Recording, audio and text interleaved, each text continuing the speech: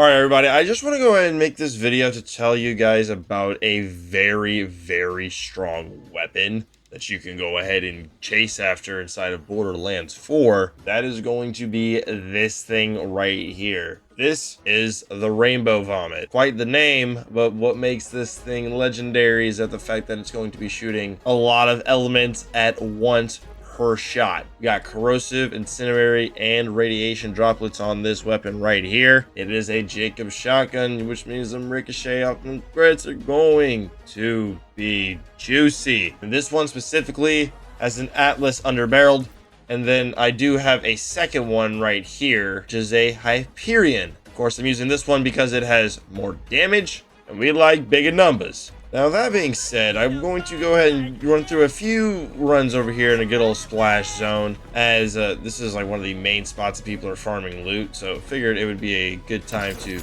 or a good spot rather, to go ahead and showcase how nutty this thing can really be. We'll do a few runs here, and then I'm going to go get some other gameplay, because, you know, I got to farm some legendaries, and I'm going to use this thing with this setup to go ahead and do some pretty decent cookage. Ideally, that is set up, and yeah, we do have a nice grenade, but this thing itself is just raw. Like, it's hitting like a truck, and right now, at least right now is the time of making this video. The way I got mine, if you don't want to have to do the dedicated farm, is I've been running the wildcard mission. I ran it twice. Okay, I only did it twice because these modifiers are kind of annoying, and they can take a little bit longer in terms of just like farming legendary efficiently per minute. But since you're guaranteed a legendary shotgun, you have a pretty high chance of just pulling this one out. So if you want to do it this week while it's available, yo, rip it, farm it, do what you want to do. As while this is available, I would say that this is the more efficient way to go about getting one of these than farming for its main drop source, which you need to have completed a side quest for. We'll talk a little bit more about that later on in the video. For now, we're going to farm some splash zone. And as you see, man, let me get I guess I can use a test dummy, but I do want to use...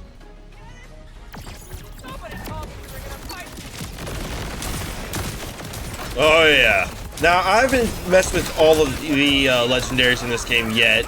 Obviously, there are some pretty good heaters, like, you know, the plasma coil's back, the anarchy's back, and then you have this thing, the lead vomit.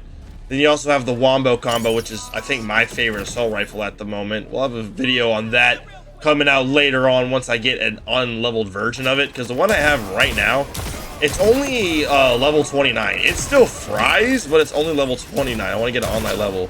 But as you can see, just by this thing, it's kind of insane. Like, this gun has just raw stopping power because it's doing, you know, 3 different elements per shot. So you have a lot more opportunity to scale that damage up through your skill tree, through your class item. Oh my lord, I love that grenade.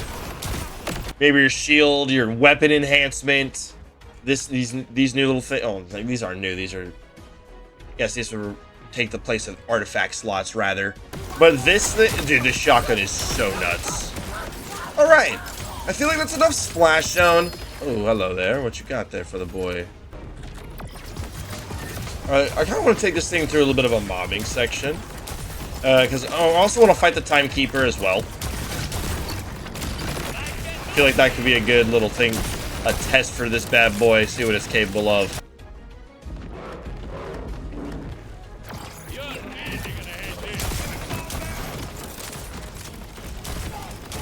Good gravy. Dude, this thing is so good. And see, I want to make one thing clear with my current build. It's not necessarily like heavily focused into like raw gun damage, more so my action skill. But this thing's stopping power is so good that it just kind of fucks anyways. You know what I mean? You have this big monstrosity right here, and he's fried. See, the thing is that I do have a way of getting like passive shock damage. So we essentially have a gun that's doing 4 elements at once when I'm ADSing, which is crazy because we get a lot of free crits, and those crits ricochet to other enemies. And then whenever we defeat them, we spawn missiles with our shield or from their dead bodies with the... I mean, it's not every single time, but it's pretty often. This guy has no health, huh, Nate? Yeah, man, like, it's pretty cool. Having a weapon that does 4 elements at once. It's like ASCs, but like on steroids. Y'all remember stacking the action skill anointments on action skill in 100%? Oh yeah, dude, this guy's gonna get rolled. Hey, look at all those look at all the status effects that it does. I don't even have my action skill up, bro. That's the weapon and the status effects it's inflicting. Brother, my man skis, bro. But I mind you, bro, like this isn't a build of fully catered to this weapon right now. It's kind of just the main build I've been running for like the release of this game.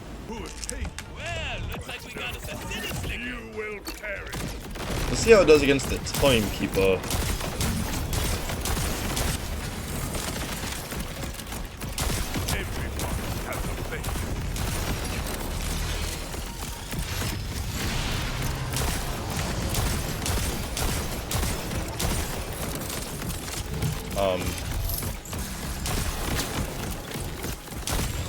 I'll be honest, for a build that's not heavily suited for this gun's strengths, aka gun damage, color me freaking impressed right now. I'll be honest, dude. This thing kind of fries. Not kinda, it just does.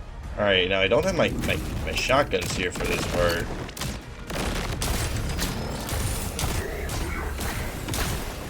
But the status effects it's going to inflict are so insane. Like, this is at its weakest form. No, I don't have my ordnance up. I don't have my action skill up. I'm not overdrive, nothing, bro. I'm just raw. Because I got no ordnance up, no overdrive, no action skill, bro. And it's just gonna do it. You see the status effects are just rolling on his face. We're just doing so much elemental damage to him, dog. Okay, now real quick, I do want to show like the actual setup and build up we're using, just obviously, you know, in case people are wondering. So this is the vomit, the rainbow vomit that we're showcasing in this video. Corrosive, incendiary, and radiation. This is our healing kit. It does give us, you know, 30% increased damage dealt just with everything, which is pretty darn nice. This is the grenade that we picked up in this video. This is our class item. It's just, you know, some extra gun damage. Nothing too crazy here, except because like the actual class mod effect isn't really affecting the gun at all. It does make our grenades really good though. And then this is our shield that we've been using so far. Again, nothing too crazy that's actually outright buffing our shotgun. And then once again, oh dude, I wasn't even using a Jacobs enhancement. Ha! And then for our actual build, we do have a lot of stuff spec'd into the, you know, the red tree here. This is where we're getting a lot of the juice. Big fan of the priest breaker cannons. Love having them be shotguns.